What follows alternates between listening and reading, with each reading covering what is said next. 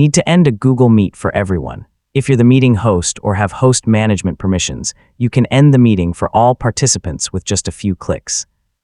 In this tutorial, I'll show you how to end a Google Meet for everyone in 2026. So let's get started. First, confirm that you're the meeting organizer or have host management permissions. Only the host or someone with the appropriate permissions can end the meeting for everyone.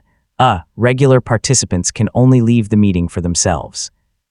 Before ending the meeting, make sure you've answered any final questions and let participants know the meeting is about to end. Giving everyone a short notice helps avoid interrupting important conversations. Next, click the red Leave Call button at the bottom of the meeting window. If your account supports ending the meeting for everyone, additional options will appear. Don't click anything until you see the confirmation choices. Choose the option labeled End the Call for Everyone. This will disconnect every participant from the meeting immediately. Take a quick look to make sure you've selected the correct option before confirming. Click the confirmation button to end the meeting. Once confirmed, everyone will be removed from the call, and the meeting will end. Participants can only rejoin if a new meeting is started or the organizer allows it.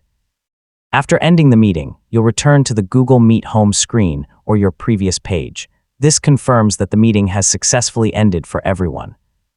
So you've successfully ended the Google Meet for all participants, and that's how to end a Google Meet for everyone.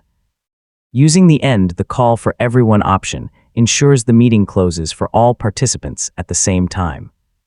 It's a useful feature for keeping meetings organized and preventing people from staying in the call after it has officially ended.